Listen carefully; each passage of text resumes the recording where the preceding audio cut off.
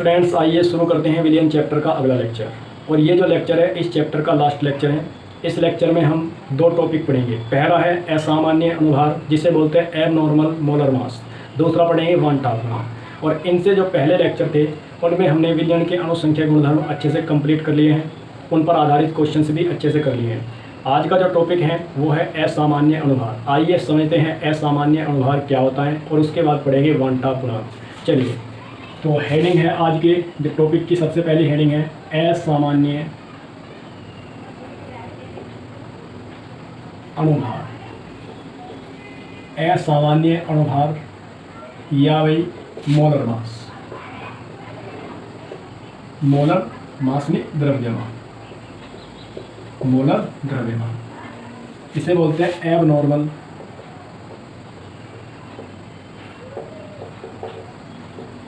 Molar mass. चलिए इसे समझते हैं भाई, असामान्य अणुभार या मोलर द्रव्यमान क्या होता है। इसे समझने से पहले हम एक इसके पीछे की अच्छे से कहानी जानेंगे कि इसके पीछे आखिर है क्या कहानी। ठीक है, चलिए कहानी की शुरुआत करते हैं भाई। हमने इन सबसे पहले लेक्चर में जिस दिन हमने विलियन के अणुसंख्यक गुणधर्म को स्टार्ट किया था, तो हमने एक बात उसमें शुरू में बताई थी कि जो विलियन के अणुसंख्यक गुणधर्म हैं वे विलियन में जो विलय के कण हैं उनकी संख्या पर क्या करते हैं, निर्भर करते हैं। अगर विलियन में विलय के कणों की संख्या अधिक है तो अणुसंख्यक गुणधर्म भी क्या होगी, अधिक। यदि विलियन में विलय के कणों की संख्या कम है तो अणुसंख्यक गुणधर्म भी क्या होगी, कम। तो हम एक बात अच्छे तरीके से पढ़ चुके हैं भाई इनसे पहले लेक्चर में कि जो अणुसंख्यक गुणधर्म है, जो अणुसंख्यक गुणधर्म है वे समानुपाती हैं किसके, विलय के कणों की संख्या। विलय के कणों की संख्या की क्या है, समानुपाती। ये बात हम जब हमने विलियन के अणुसंख्या गुणधर्म स्टार्ट किया था तभी ये शुरू में अच्छे तरीके से समझ ली थी कि विलियन के जो अणुसंख्या गुणधर्म हैं वे विलय के कणों की संख्या के क्या होते हैं, समानुपाती होते हैं। और ये कौन कौन से अणुसंख्या गुणधर्म थे जो हमने पढ़े थे। पहला हमने पढ़ा था वाष्प दाब में आपेक्षिक अवनमन। वाष्प दाब में आपेक्षिक अवनमन। दूसरा पढ़ा था क्वथनांक का उन्नयन। और तीसरा पढ़ा था भाई हिमांक का अवनमन। और लास्ट पढ़ा था प्रासरण दाब। लास्ट क्या पढ़ा था, प्रासरण दाब। ठीक है, तो एक बात इनमें जो समझने वाली थी और याद रखने वाली बात थी वो ये बात थी कि हमने जो ये चार अणुसंख्या गुणधर्म पढ़े थे ये ऐसे विलय पदार्थ के लिए पढ़े थे जो क्या था भाई, अवाष्पशील, अवाष्पशील और प्लस अवाष्पशील और कैसा था भाई, विद्युत अनवगट्य।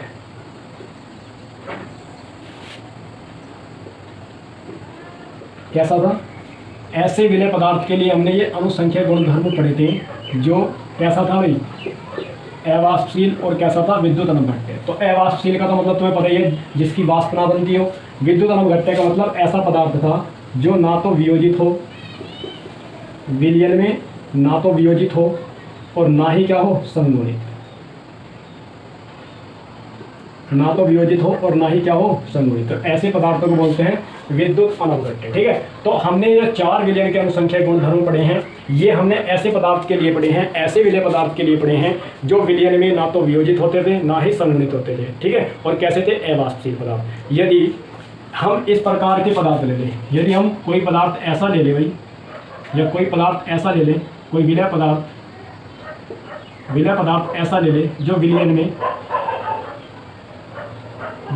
में या तो क्या हो, वियोजित,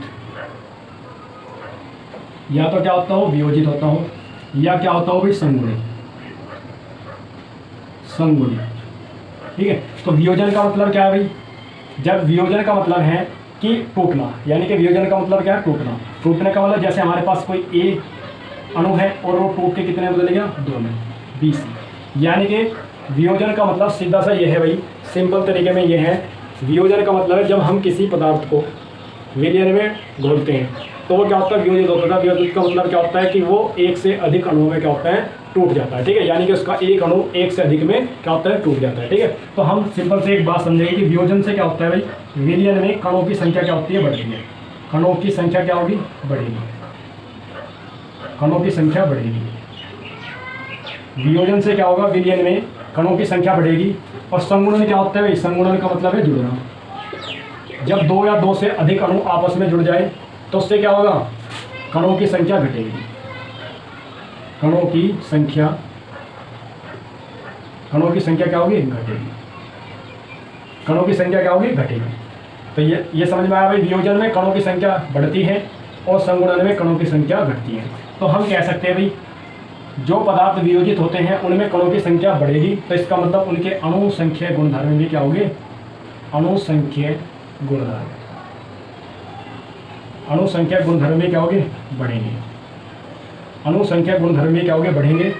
और इनमें कणों की संख्या कम हो रही है तो इसका मतलब इनमें अणु संख्या गुणधर्म घटेंगे। क्या होगा भाई, इनमें अणु संख्या गुणधर्म बढ़ेंगे, उनमें अणु संख्या गुणधर्म क्या होंगे, घटेंगे। बात समझ में आई? क्योंकि हम जानते हैं अणु संख्या गुणधर्म क्या होता है, विलय के कणों की संख्या के क्या होते हैं, समानुपाती। बात समझ में आया ना? चलिए, तो इतनी बात तुम्हारी समझ में आई। वियोजित जो अणु होते हैं उनके अनुसंख्या गुणधर्म अधिक होते हैं, संगुणित जो होते हैं उनके अनुसंख्या गुणधर्म क्या होते हैं, कम। और क्यों होते हैं, क्योंकि वियोजन में अणुओं की संख्या बढ़ती है इसलिए उनके अनुसंख्या गुणधर्म अधिक है, और संगुणन में कणों की संख्या या अणुओं की संख्या घटती है इसलिए उनके अनुसंख्या गुणधर्म क्या है, कम है। अब हम बात करते हैं अणुभार या मोलर द्रव्यमान की। तो हमें एक बात याद रखनी है भाई, जो मोलर द्रव्यमान है, मोलर द्रव्यमान अणुसंख्या गुणधर्म नहीं है। अणुसंख्या गुणधर्म नहीं है। पहली बात तो तुम्हें ये याद रखनी है कि ये कोई भी एक अणुसंख्या गुणधर्म नहीं है। मोलर द्रव्यमान अणुसंख्या गुणधर्म नहीं है, परंतु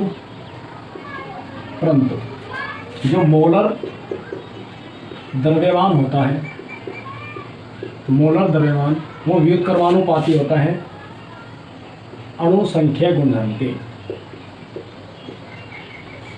अणुसंख्या गुणधर्म के। ठीक है, या हम इस बात को ऐसे भी लिख सकते हैं कि भाई जो मोलर द्रव्यमान है वो व्युत्क्रमानुपाती होता है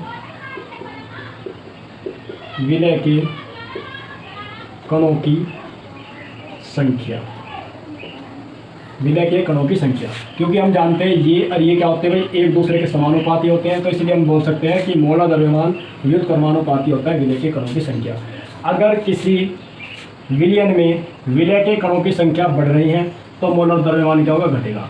अगर ये विलय के कणों की संख्या घट रही है तो मोलर द्रव्यमान क्या होगा, अधिक होगा। समझ में आई बात? अगर विलय के कणों की संख्या किसी विलयन में अगर हमने कोई पदार्थ मिला दिया और उसमें क्या हुई, कणों की संख्या क्या हुई, बढ़ गई, तो उसके लिए जो मोलर द्रव्यमान होगा वो कम होगा। और कोई ऐसा पदार्थ मिला दिया जिसमें क्या हुआ, विलय पदार्थ के कणों की संख्या घट गई, तो उसके लिए क्या होगा, मोलर द्रव्यमान अधिक होगा। ठीक है, तो अगर हम इन दो की बात करें भाई, इन दो की बात, वियोजित पदार्थ के लिए मोलर द्रव्यमान क्या होगा और वो वियोजित पदार्थ के लिए मोलर द्रव्यमान क्या होगा और संगुणित पदार्थ के लिए मोलर द्रव्यमान क्या होगा, तो हम आराम से कह सकते हैं इस बात को कि जो हमारे पास वियोजित पदार्थ हैं, वियोजित पदार्थ यानी कि ऐसा पदार्थ जो विलयन में क्या होता है, वियोजित, जो वियोजित पदार्थ हैं उनके लिए मोलर द्रव्यमान जो होगा, मोलर द्रव्यमान क्या होगा, कम। क्या होगा भाई, कम। क्या होगा, कम। क्यों होगा कम? क्योंकि वियोजित पदार्थ के लिए कणों की संख्या क्या होती है, बढ़ेगी। वियोजित पदार्थ के लिए कणों की संख्या क्या होती है, बढ़ती है, क्योंकि जैसे ही हम इस पदार्थ को विलयन में घोलते हैं तो कणों की संख्या क्या होती है, बढ़ती है। अगर कणों की संख्या क्या होगी, बढ़ेगी, तो मोलर द्रव्यमान क्या होगा, कम। तो समझ में आए भाई, वियोजित पदार्थ के लिए मोलर द्रव्यमान क्या होगा, कम। लेकिन संगुणित पदार्थ के लिए, संगुणित पदार्थ के लिए क्या होगा, संगुणित पदार्थ के लिए क्या होता है, कणों की संख्या घटती है। अगर यहाँ पर कणों की संख्या क्या होगी, घटी, तो घटने पे क्या होगा, मोलर द्रव्यमान क्या होगा, अधिक। तो यहाँ इस केस में क्या होगा भाई, मोलर द्रव्यमान अधिक होगा। मोलर द्रव्यमान क्या होगा अधिक। तो ये बात समझ में आई ना तुम्हारी भाई कि वियोजित पदार्थ के लिए मोलर द्रव्यमान कम होता है और संगुणित पदार्थ के लिए मोलर द्रव्यमान क्या होता है, अधिक होता है। ठीक है, तो इन सब के आधार पर ही असामान्य अणुभार की एक डेफिनेशन दी गई है। उस डेफिनेशन को समझते हैं क्या है, चलिए भाई उस डेफिनेशन को समझते हैं। वो डेफिनेशन क्या दी गई है,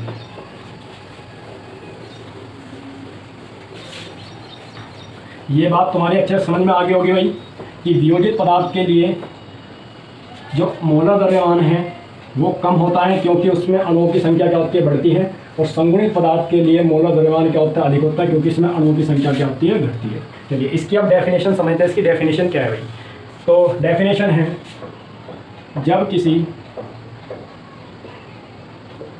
एक अणुसंख्यक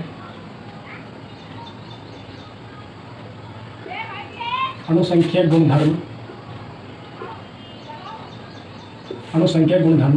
के आधार पर ज्ञात किसी पदार्थ का अणुभार क्या बोला भाई, जब किसी एक अणुसंख्यक गुणधर्म का मतलब है किससे भाई, परासरण दाब, हिमांक का अवनमन, क्वथनांक का उन्नयन, वाष्पदाब में आपेक्षिक अवनमन, इनमें से किसी एक अणुसंख्यक गुणधर्म के आधार पर ज्ञात किसी पदार्थ का अणुभार उसके सामान्य अणुभार से परिवर्तित होता है। परिवर्तित का मतलब क्या होगा भाई, या तो कम होगा सामान्य से या क्या होगा, अधिक होगा। परिवर्तित होता है तो इस घटना को असामान्य अणुभार या असामान्य मोलर द्रव्यमान कहते हैं। अब ये होगा क्यों भाई, तो इसका जो कारण है, इसका कारण विलय पदार्थ का विलयन में वियोजन या संगुणन है।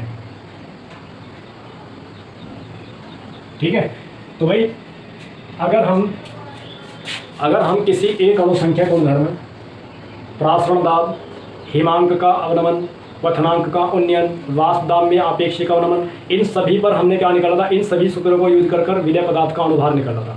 अगर वो जो अणुभार है उसके सामान्य अणुभार से क्या है, या तो कम आए या अधिक आए, तो यही घटना क्या लगती है, असामान्य अणुभार। क्या कहलाती है, असामान्य अणुभार। ठीक है, और ये होता क्या है भाई, इसका कारण क्या है इसका कारण है कि विलय पदार्थ या तो विलयन में क्या हो रहा होगा, वियोजित हो रहा होगा, या क्या हो रहा होगा, संगुणन, यानी कि उस पदार्थ का या तो वियोजन हो रहा होगा विलयन में, या क्या हो रहा होगा, संगुणन। और अभी हमने पढ़ा है कि अगर किसी पदार्थ का वियोजन होता है तो उसका अणुभार क्या होता है, कम, और अगर कोई संगुणन होता है तो उसका अणुभार क्या होता है, ज़्यादा। क्या होता है, ज़्यादा।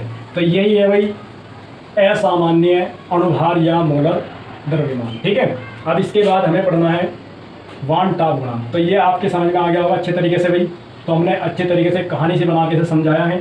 ठीक है, आइए शुरू करते हैं वान टॉप गुणांक। चलिए भाई, हेडिंग है वान टॉप गुणांक।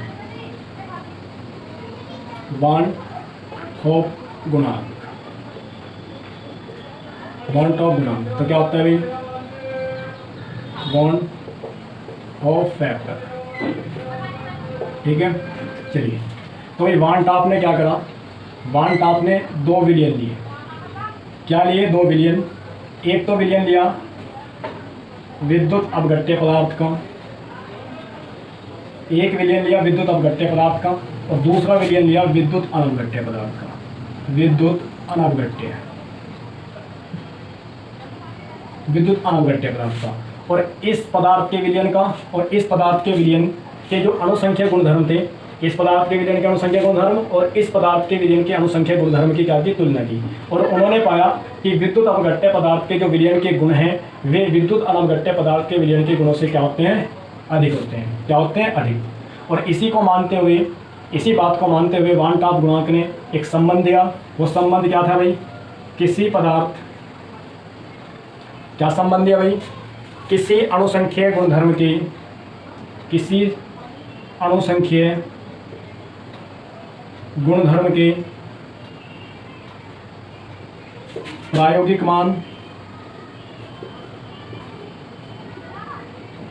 मान तथा सामान्य मान के अनुपात को वान टॉप गुणांक आई, वान टॉप गुणांक को आई से डिनोट करते हुए आई कहते हैं। तो क्या बताया भाई? आई उन्होंने बताया प्रायोगिक मान बटा सामान्य मान।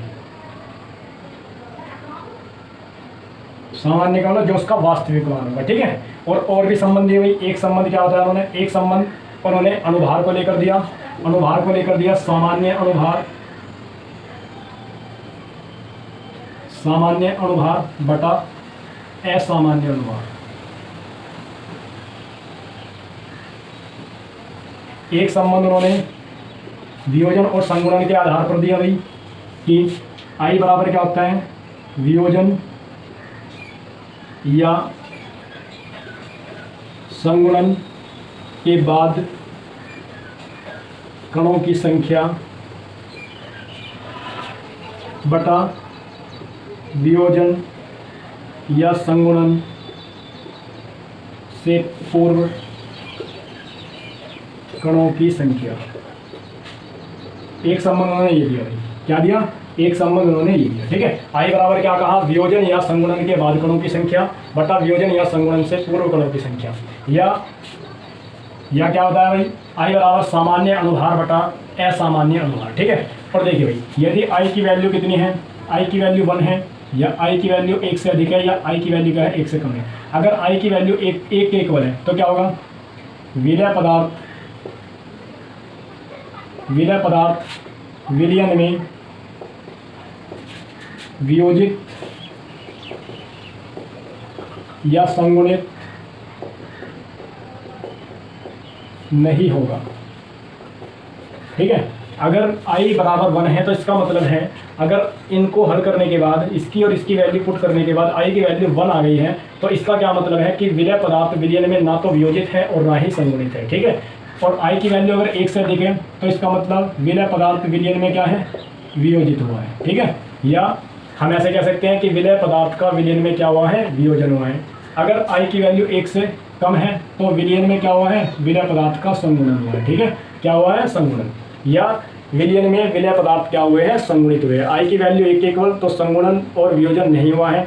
अगर आई की वैल्यू 1 से अधिक तो विलयन में विलय पदार्थ का वियोजन हुआ है। अगर आई की वैल्यू 1 से कम तो विलयन में विलय पदार्थ का संगुणन हुआ है, ठीक है। चलिए, तो अब जो हम पढ़ेंगे, अब हम निकालने के विलय पदार्थ के संगुणन की मात्रा और वियोजन की मात्रा किस तरीके से ज्ञात करते हैं। चलिए, यानी कि हम क्या करेंगे भाई, किसी भी विलयन में कितने प्रतिशत कोई पदार्थ वियोजित हुआ है या किसी विलयन में कितने प्रतिशत कोई पदार्थ संगुणित हुआ है, तो वो हम कैसे निकाल सकते हैं। देखिए भाई, पहले है संगुणन की मात्रा कैसे निकालते हैं। संगुणन की मात्रा, तो संगुणन की मात्रा कैसे निकालने कैसे बोलते हैं? Degree of association. क्या बोलते हैं? डिग्री ऑफ एसोसिएशन, ठीक है। तो ये क्या है भाई, हम मान के चलते हैं, माना किसी पदार्थ ए, कोई पदार्थ ए ले लिया कि n अणु संगुणित होते हैं और संगुणन की मात्रा कितनी मान ली? अल्फा। मान लीजिए कोई पदार्थ क्या है? ए है, उसके कितने ले लिए? 2 अणु, वे संगुणित होकर क्या बना रहे हैं? 1 अणु, ठीक है। तो हमने क्या ले लिया, यहाँ पे कोई पदार्थ ए है और वे उसके n अणु संगुणित होकर क्या बनाते हैं, यानी कि n अणु क्या होते हैं? संगुणित होते हैं और संगुणन की मात्रा मान ली अल्फा, ठीक है। तो हम ऐसे लिखते हैं, हमने पदार्थ ए ले लिया और ए के कितने ले लिए? n अणु, और ये संगुणित होकर क्या देते हैं? an। क्या देते हैं? an, समझ में ना। अगर हम इसका प्रारंभ में 1 मोल माने तो इसका क्या होगा? 0। प्रारंभ में क्या होगा? इसका कुछ भी नहीं बना होगा। प्रारंभ में क्या होगा? इसके 0 मोल होंगे। अगर भाई वियोजन हम मानते हैं कि इसके अल्फा अणु, यानी कि इसके अल्फा अणु क्या होगी? वियोजित होगी, तो वियोजन के बाद ये कुल कितना बचेगा भाई? 1 में से अल्फा घटा देंगे तो वियोजन के बाद इतने मोल बचेंगे, और इसके वियोजन के बाद कितने मोल बनेंगे? इतने, अल्फा बटा n। ये किस पे होगा भाई, साम्य पे। ठीक है, तो अगर हम संगुणन के बाद कणों की संख्या देखें, किसके बाद, संगुणन के बाद कणों की संख्या, तो संगुणन के बाद कणों की संख्या क्या है, ये कुल संख्या जो होगी संगुणन के बाद कणों की संख्या होगी। तो इसको और इसको जोड़ दो तो संगुणन के बाद क्या आ जाएगी, कणों की संख्या। तो संगुणन के बाद कणों की संख्या क्या हुई, 1 माइनस अल्फा बटा n। ठीक है, और संगुणन से पहले कणों की संख्या कितनी थी, केवल एक, कितनी थी भाई, एक। और संगुणन के बाद कितनी है, इन दोनों को जोड़ दिया। ठीक है, तो 1/2 गुणा क्या कहता है भाई, संगुणन के बाद कणों की संख्या बटा संगुणन से पहले कणों की संख्या। तो संगुणन के बाद कणों की संख्या क्या है, ये, और संगुणन से पहले कणों की संख्या कितनी थी, एक। बस ना, अगर हम क्या करें, इस समीकरण को अल्फा के लिए हल करें, क्या करें, अल्फा के लिए हल करें, तो अल्फा की जो वैल्यू है वो n कोष्टक 1 माइनस आई बटा n माइनस 1 आएगी। और यहाँ पर n क्या है भाई, संगुणित पदार्थ की संख्या, यानी कि संगुणित अणुओं की संख्या, संगुणित अणुओं की संख्या। यहाँ पे जो n है वो संगुणित अणुओं की संख्या है, i यहाँ पे क्या है, 1/2 गुणांक है। यदि हम n की वैल्यू और i की वैल्यू पुट कर दें तो हमें अल्फा की वैल्यू मिल जाएगी कि कितना पदार्थ उसमें क्या हुआ है, संगुणित हुआ है। बात समझ में आया ना, विलयन में कितना पदार्थ संगुणित हुआ है। अगर हम n और i की वैल्यू रख दे तो हमें पता लग जाएगा किसी विलयन में कितना पदार्थ क्या है, संगुणित हुआ है। ठीक है, अब हम इसी तरीके से पढ़ेंगे भाई वियोजन की मात्रा। तो वियोजन की मात्रा को बोलते हैं डिग्री ऑफ डिसोसिएशन। ठीक है, हम मानते हैं, माना किसी पदार्थ ए के वियोजन की मात्रा अल्फा है। हमने मान लिया कि किसी पदार्थ के जो टूटने की मात्रा है वो अल्फा है, तथा यह वियोजन, अगर यह वियोजन पर कितने देता है, n अणु बी, यह वियोजन पर कितने देता है, n अणु बी। यानी कि कोई पदार्थ ए है वो टूटने पर कितने देता है, n अणु देता है, किसके, बी के, किसके, n अणु देता है बी के। अच्छा, अगर हम प्रारंभ में इसका 1 मोल मान लें और इसका कितना होगा, प्रारंभ में 0। हमने मान लिया इसके वियोजन की मात्रा अल्फा है, यानी कि अल्फा अणु इसके क्या होगी, वियोजित। तो कुल कितने बचे, एक में से क्या घटा देगा, अल्फा। तो वियोजन अल्फा अणु वियोजित होने के बाद इसके इतने मोल बचे और इसके इतने बन गए होंगे, कितने, अल्फा क्या बन गए होंगे, n अल्फा। बात समझ में आया ना, क्या बन गए होंगे, n अल्फा। समझ में आया ना, ये किस पे हुआ, साम्य में। तो अगर हम वियोजन के बाद कणों की संख्या देखें, वियोजन के बाद कणों की संख्या क्या होगी, इन दो को जोड़ दो भाई, वियोजन के बाद कणों की संख्या ये प्लस ये। तो वियोजन के बाद कणों की संख्या ये थी, और वियोजन से पूर्व कणों की संख्या कितनी थी भाई, केवल एक ही तो थी, कितनी थी, एक मोल। ठीक है, तो ये होगी 1। तो 1/2 गुणा क्या कहता है भाई, वियोजन के बाद कणों की संख्या बटा वियोजन से पहले कणों की संख्या। तो वियोजन के बाद कणों की संख्या ये रही और वियोजन से पहले कणों की संख्या ये रही। ठीक है, तो इन सबको हल करने के बाद भाई यहाँ से क्या करेंगे, 1 माइनस अल्फा और n अल्फा। अगर इस समीकरण को हम क्या करें, इसे इस तरीके से लिख सकते हैं भाई, i बराबर 1 minus alpha plus n alpha. अगर इस पूरी समीकरण को अल्फा के लिए हल कर ले तो अल्फा की जो वैल्यू होगी वो किसकी वैल्यू होगी भाई, वियोजन की मात्रा। अगर यहाँ पर i और n की वैल्यू अगर हम रख दें तो हमें अल्फा की वैल्यू पता लग जाएगी। तो अल्फा की वैल्यू है यहाँ पर किसी विलयन में कोई पदार्थ कितना वियोजित हुआ है। ठीक है, और n यहाँ पे क्या है, वियोजित अणुओं की संख्या। क्या है भाई, n क्या है यहाँ पे, वियोजित अणुओं की संख्या, वियोजित अणुओं की संख्या, वियोजित अणुओं की संख्या। समझ में आया ना, वियोजन और संगुणन की मात्रा किस तरीके से निकल ली जाती है। ठीक है, चलिए अब देखिए भाई, वान थाप ने इतना काम करने के बाद नए प्रकार के अणुसंख्या गुणधर्म दिए। ठीक है, नए प्रकार के अणुसंख्या गुणधर्मों का क्या करा, परिकलन किया। अपने प्रयोगों के आधार पर नए प्रकार के क्या दिए, अणुसंख्या गुणधर्म दिए। ठीक है, वे नए प्रकार के अणुसंख्या गुणधर्म क्या थे, चलिए देखिए भाई, पुराने प्रकार के अणुसंख्या गुणधर्म तो हमने ये पढ़े थे, यानी कि ये नए प्रकार के जो अणुसंख्या गुणधर्म हो गए इन्हें बोल देंगे हम असामान्य अणुसंख्य गुणधर्म, अणुसंख्या गुणधर्म जो उन्होंने वान टॉप ने अपने प्रयोगों के आधार पर दिए थे। और किन के लिए दिए थे भाई, उन पदार्थों के लिए जो वियोजित होते थे या संगुणित होते। ठीक है, उन पदार्थों के लिए वान टॉप ने क्या दिए, अणुसंख्या गुणधर्म के सूत्र दिए जो क्या हो रहे थे, विलयन में वियोजित हो रहे थे या संगुणित हो रहे थे। तो वे क्या थे भाई, हम पहले वाले देखते हैं। पहले क्या थे भाई, पहले था वाष्प दाब में आपेक्षिक अवनमन। वाष्प दाब में आपेक्षिक जो अवनमन था वो क्या था, विलय के मोल प्रभाज के बराबर। ठीक है, इसी तरीके से जो हमारा क्वथनांक में उन्नयन था वो क्या था भाई, के बी मोलन था। इसी तरीके से हिमांक में जो अवनमन था वो किसके इक्वल था, के एफ गुना मोलन था। प्रासरण दाब हमने पढ़ा है, प्रासरण दाब क्या था, पाई बराबर सी एच टी। ठीक है, तो बस उन्होंने क्या करा भाई, असामान्य अणुसंख्या गुणधर्म दिए और इनमें क्या कर दी, सब में आई की क्या कर दी, गुना कर दी। सब में क्या कर दी, आई की गुना कर दी। बस है ना, और अभी पढ़ेंगे आई का क्या मतलब है यहाँ पे। ठीक है, तो सब में क्या कर दी, आई की गुना कर दी। तो ये वान टॉप गुणांक ने अपने प्रयोगों के आधार पर उन पदार्थों के लिए नए अणुसंख्या गुणधर्म के सूत्र दिए जो विलयन में वियोजित हो रहे थे या संगुणित हो रहे थे। ठीक है, तो अभी इन पर आधारित कुछ क्वेश्चंस करेंगे, तब इनका जाके हमें मतलब समझ में आएगा कि इनका क्या मतलब है। आई से गुणा करने से क्या फर्क पड़ेगा परासरण दाब पे, हिमांक का अवनमन, क्वथनांक का उन्नयन और वाष्प दाब में आपेक्षिक अवनमन पर। ठीक है, चलिए क्वेश्चन करते हैं। आइए तो समझते हैं पहला क्वेश्चन है। पहला क्वेश्चन है निम्न में से किसका परासरण दाब अधिक है। तो हमें इन दो में से क्या बताना है, किसका परासरण दाब अधिक होगा। ठीक है, इसी तरीके से इन चार में से बताना है किसका परासरण दाब अधिक होगा। ठीक है, इसी तरीके से इनमें बताना है भाई क्वथनांक किसका अधिक होगा या परासरण दाब। ठीक है, परासरण दाब ये बताना है, बात समझ में आया ना। चलिए भाई, पहला क्वेश्चन है इन दो में से किसका परासरण दाब अधिक होगा। ठीक है, चलिए भाई, ऐसे क्वेश्चन को करने के लिए तुम्हें सबसे पहले क्या देखना है, इस पे ध्यान देना है भाई। इस पे क्या देना है, ध्यान। अगर ये दोनों में क्या है, सेम है, अगर ये दोनों में क्या है, सेम है, तो दोनों में सेम दे रखा, तो फिर तुम क्या देखोगे, सिर्फ कणों की संख्या देखोगे। क्या देखोगे, कणों की संख्या। तो देखिए भाई, ग्लूकोज ना ही वियोजित होता है और ना ही संगुणित होता है, ये हमें पता है।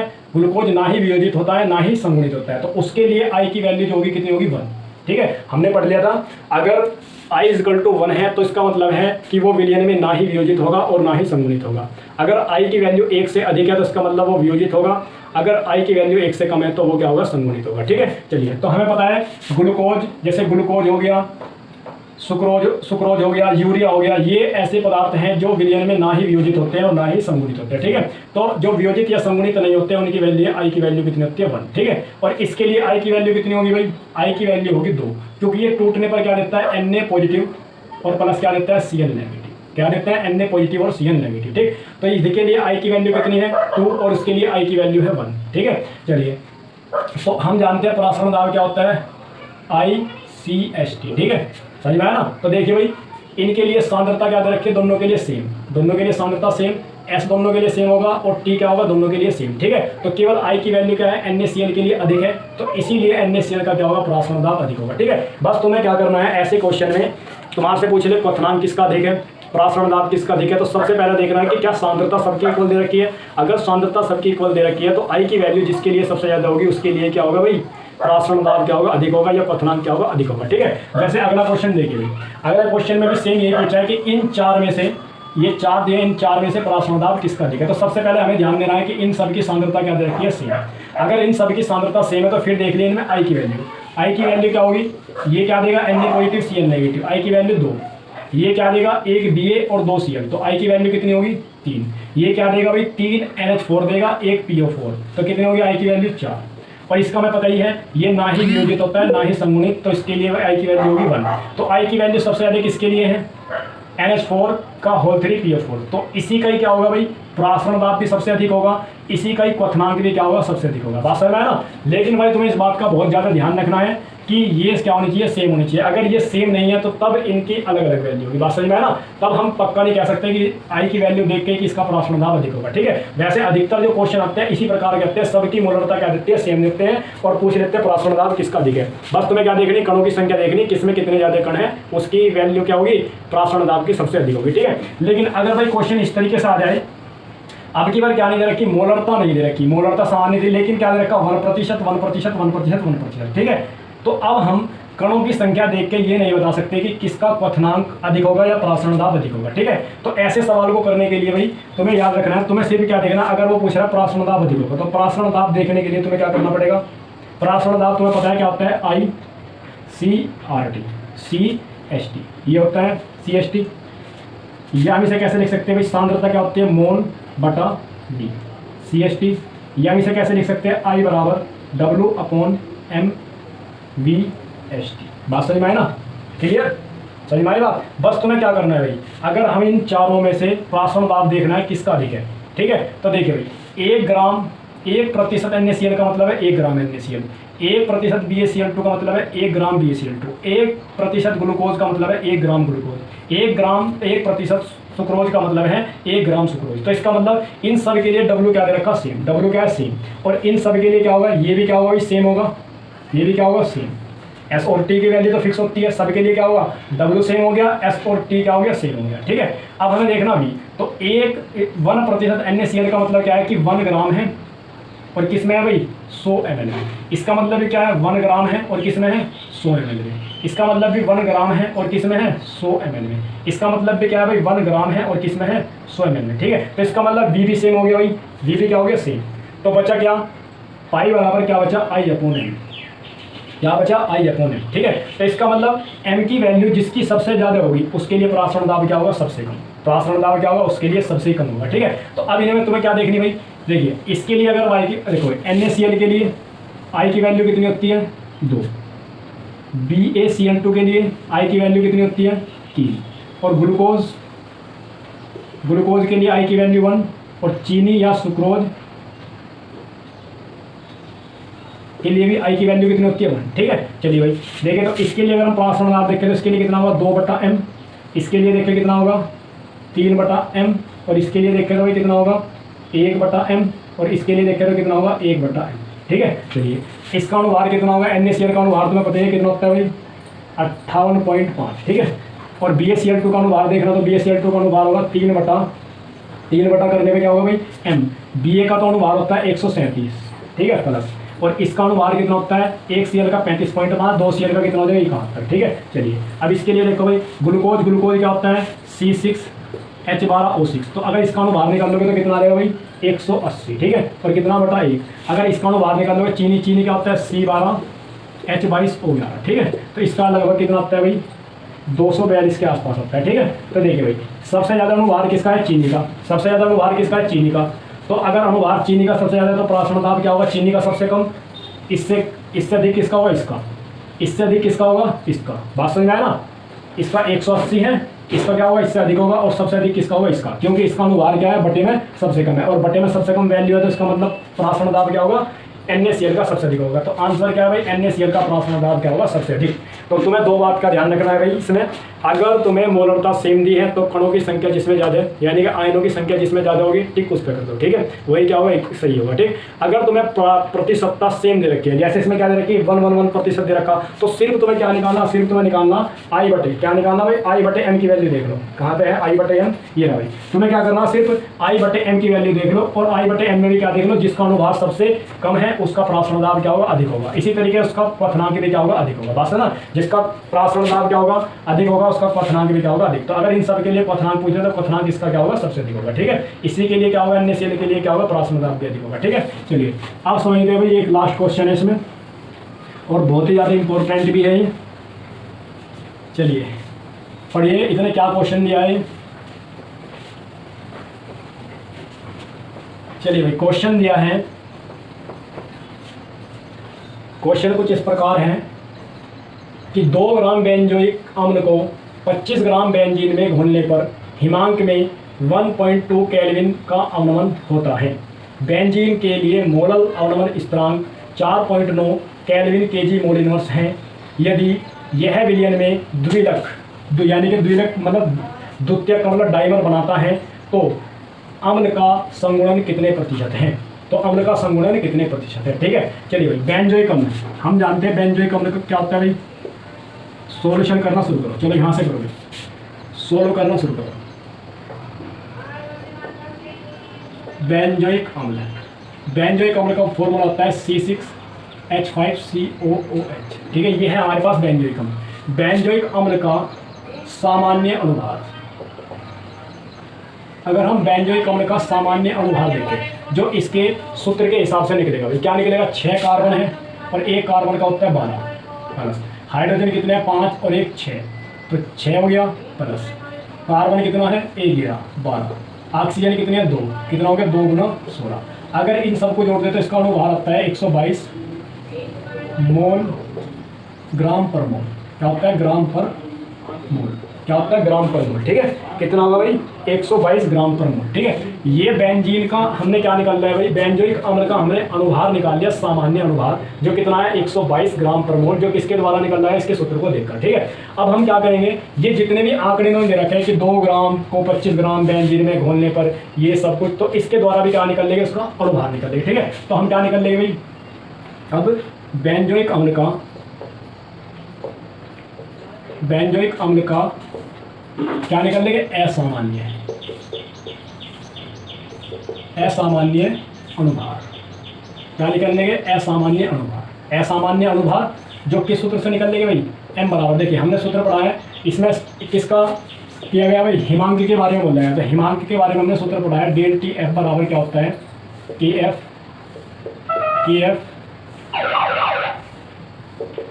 गुना 1000 बटा m गुना क्या होता है, कैपिटल डब्ल्यू, ये होता है। ठीक है, अगर यहाँ से m की वैल्यू निकाल ले तो m क्या होगा भाई, ये m क्या होगा, इसका असामान्य अनुभार। क्या होगा, असामान्य अनुभार। m क्या निकलेगा, यहाँ से m निकलेगा डेल टी एफ, देखो भाई बस यहाँ पूछा था से m बराबर क्या हो जाएगा, टी एफ डब्ल्यू गुना 1000 बटा डेल टी एफ और कितना आ जाएगा भाई, कैपिटल डब्ल्यू ग्राम। ठीक है, चलिए तो ये जो हम निकल लेंगे, ये निकल लेंगे असामान्य अनुभार और सामान्य अनुभार क्या है इसका, ये। ठीक है, चलिए तो अब इसमें रखते हैं वैल्यू भाई, डब्ल्यू क्या है, बेंजोइक अम्ल की मात्रा कितनी दे रखी है, 2 गुना, देखिए पहले इसका रख लो भाई, टी एफ कितना दे रखा है, 13, टी एफ कितना दे रखा है, मोलर अवनमन स्थिरांक टी एफ किसकी वैल्यू दे रखी है, 4.9 गुना डब्ल्यू बेंजोइक अम्ल का डब्ल्यू दे रखा है 2, कितना दे रखा है, 2 ग्राम। ठीक, इसके बाद 1000 ग्राम, 1000 तो रख लो इसमें ऐसे ही। ठीक है, चलिए डेल टी एफ कितना दे रखा है, घोलने पर हिमांक में इतने का अवनमन, इतने का अवनमन का मतलब है तुम्हें क्या दे रखा है, 1.6 क्या दे रखा है, डेल टी एफ। ठीक,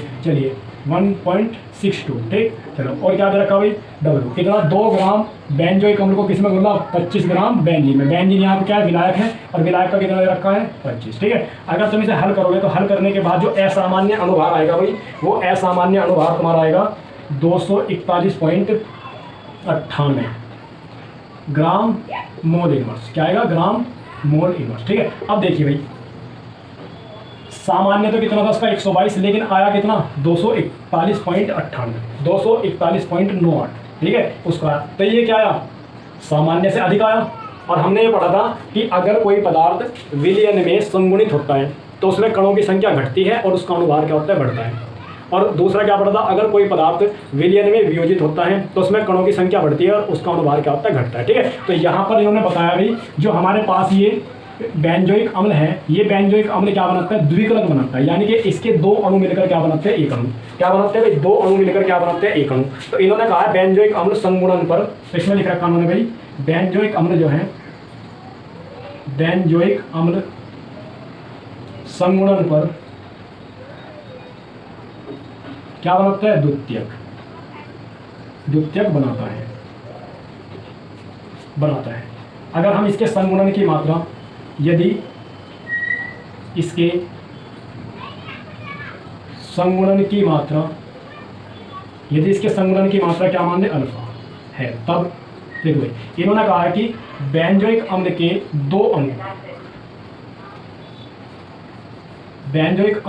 अणु, आपस में जुड़कर कितना बनता है, एक अणु, यानी कि द्विकलक का मतलब है ये दोनों आपस में जुड़कर क्या बनाते हैं, एक अणु बना दे, एक अणु। ठीक है, अगर प्रारंभ में इसके 1 मोल थे तो इसके कितने होंगे, 0। किसकी बात है भैया, प्रारंभ की। ठीक है, और साम्य पर हमें पता ही है इसके वियोजन की संगुणन की मात्रा कितनी मान रखी है, अल्फा। तो इसके अल्फा क्या हो जाओगे, संगुणित, और ये किसमें से घटाओगे, 1 में से, इतने मोल बचेंगे। ठीक है, और इसके संगुणित होने पर क्या कितने बने, 2, तो क्या कर दोगे, 2 अल्फा। ठीक है, अगर यहाँ n होता तो कितना करते हैं, n अल्फा। ठीक है, चलिए तो आई क्या कहता है भाई, आई जो है हमारे पास मान था गुणा, क्या कहता है, संगुणन के बाद कणों की संख्या। संगुणन के बाद कणों की संख्या क्या है, यो प्लस यो। तो संगुणन के बाद कणों की संख्या कितनी है, 1 माइनस अल्फा प्लस 2 अल्फा बटा संगुणन से पहले कणों की संख्या कितनी है, 1। ठीक है, बात समझ में आया ना। और तुम्हें पता ही है भाई आई की वैल्यू क्या होती है, आई की वैल्यू इक्वल होती है सामान्य अनुभार बटा असामान्य अनुभार, सामान्य अनुभार। ठीक है भाई, दोनों आई तो है, आई क्या होते हैं, इक्वल होते हैं। आई बराबर क्या पढ़ा हमने, आई बराबर पढ़ा वियोजन के बाद अणुओं की संख्या बटा वियोजन से पहले अणुओं की संख्या, और आई बराबर हमने क्या पढ़ा था, सामान्य अनुभार बटा असामान्य अनुभार। तो इसे और इसे क्या रख देंगे, इक्वल रख देंगे। इक्वल रखने पे यहाँ क्या होगा भाई, 1 प्लस अल्फा बटा 1, और यहाँ पे क्या सामान्य अनुभार कितना है उसका, 122, और असामान्य अनुभार कितना आता, 241.98। तो यहाँ से क्या करेंगे भाई, अल्फा की वैल्यू निकाल लेंगे। तो अल्फा की वैल्यू जो यहाँ से निकालने के बाद आएगी भाई, वो अल्फा की वैल्यू तुम्हारी आएगी 0.992। ठीक है, इसे हल कर लेना भाई, कितनी आएगी, 0.992। ठीक है, अगर हमें क्या करना है, ये प्रतिशत में ज्ञात करना है, क्या करना है, संगुणन प्रतिशत में, संगुणन प्रतिशत में। तो क्या करोगे, इसकी 100 से गुणा कर दो भाई, 0.992 2 गुना क्या कर दो 100, ठीक है। तो क्या होगा, तो कितना आ जाएगा 992%, ठीक है। तो कितना आ जाएगा 99.2%। बात समझ में आएगा। देखिए भाई एक बार दोबारा समझिए क्या करना है, ठीक। हमें इसने बोला है कि इस विलयन में जो बेंजोइक अम्ल है वो द्वितीयक बनाता है, द्वितीयक का मतलब डाइमर, यानी कि उसके 2 अणु मिलकर एक अणु बनाते हैं, ठीक है। तो यहाँ से तुम्हारी समझ में आ जाना चाहिए था कि यहाँ पे 1/2 गुणांक का क्या होना यूज होना, ठीक। चलिए तो देखिए भाई उन्होंने क्या कहा, हमने क्या करा, सबसे पहले बेंजोइक अम्ल का क्या निकाल लिया, अनुभार निकाल लिया उसके सूत्र के द्वारा, ये निकाल लिया। और जितना भी इसने डाटा दिया था, जैसे भाई 2 ग्राम बेंजोइक अम्ल को 25 ग्राम बेंजीन में घोलने पर हिमांक में 1.26 केल्विन का अवनमन होता है। बेंजीन के लिए मोलर अवनमन स्थिरांक 4.9 किलो केजी मोल इनवर्स हैं।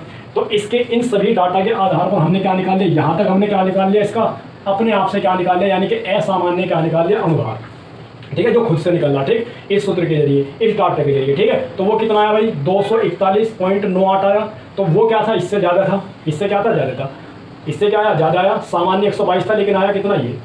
अब ये आया क्यों, इतना अधिक क्यों हुआ, इसके आने का कारण क्या है कि बेंजोइक अम्ल संगुणन पर क्या देता है, 2 अणु बनाता है, यानी कि बेंजोइक अम्ल के आपस में 2 अणु जुड़कर क्या बना रहे हैं, एक अणु। तो ये हमने जब भी पढ़ लिया था असामान्य अनुभार, जब पढ़ा है अभी, तो उसमें हमने पढ़ लिया था अगर संगुणन होता है तो अनुभार बढ़ता है और वियोजन होता है तो अनुभार घटता है। तो यहाँ पे क्या होता है, संगुणन हुआ था, इसीलिए 122 से बढ़कर ये कितना हो गया था 241.98।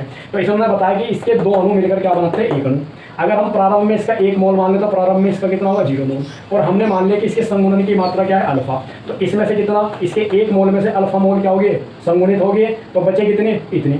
और कितने बनने के बाद कितने हो गई, संगुणन के बाद कितने बचे, कितने बनेंगे 2 अल्फा। यहाँ अगर 2 है तो कितना कर दो 2 अल्फा, 3 है तो 3, 4 है तो 4, ठीक है। अब हमें आई पता है, आई क्या होता है, आई होता है भाई वियोजन या संगुणन के बाद कणों की संख्या, कुल कणों की संख्या बटा और उससे पहले कणों की संख्या, ठीक है। तो हमें पता है भाई वियोजन वो संगुणन के बाद कणों की संख्या कितनी है, योग जमा योग। तो संगुणन के बाद कणों की संख्या और संगुणन से पहले कणों की संख्या कितनी है, 1। तो संगुणन के बाद कणों की संख्या बटा संगुणन के पहले कणों की संख्या, ठीक है, संगुणन से पूर्व कणों की संख्या। अब जानते हैं हम आई बराबर क्या होता है, आई बराबर सामान्य अनुभार बटा असामान्य अनुभार भी होता है, और आई बराबर संगुणन के बाद कणों की संख्या बटा संगुणन से पहले कणों की संख्या भी होता है, ठीक है। तो ये दोनों क्या है, आई के इक्वल है। तो इसका मतलब इसे और इसे हम क्या रख सकते हैं, एक दूसरे क्या रख सकते हैं, बराबर रख सकते हैं, समझ में आया ना। तो यहाँ से क्या करा भाई, अल्फा यहाँ पे क्या रखा, सामान्य अनुभार 122, असामान्य अनुभार 241.98 रख दिया। तो इसके बाद क्या करा, यहाँ से अल्फा की वैल्यू निकाल ली, अल्फा की वैल्यू कितनी है 0.992, ठीक है। तो अगर इस समय प्रतिशत में हमने पूछा कि कितने प्रतिशत, तो प्रतिशत में ज्ञात करने के लिए क्या करना, बस इसकी 100 से गुना कर देनी है। तो कितना देगा 99.2%। तो संगुणन की जो प्रतिशत मात्रा है कितनी है भाई, 99.2%, ठीक है। तो यहाँ पर ये चैप्टर होता है भाई समाप्त। तो विलियन चैप्टर अच्छे तरीके से पढ़ लिया, और इसके जो PDF नोट्स हैं वे भी भाई इसमें डाल दिए हैं, इसकी प्लेलिस्ट में तुम्हें मिल जाएंगे। और इसके बाद हम शुरू करेंगे तीसरा चैप्टर जिसका नाम है इलेक्ट्रोकेमिस्ट्री, विद्युत रसायन। Thank you.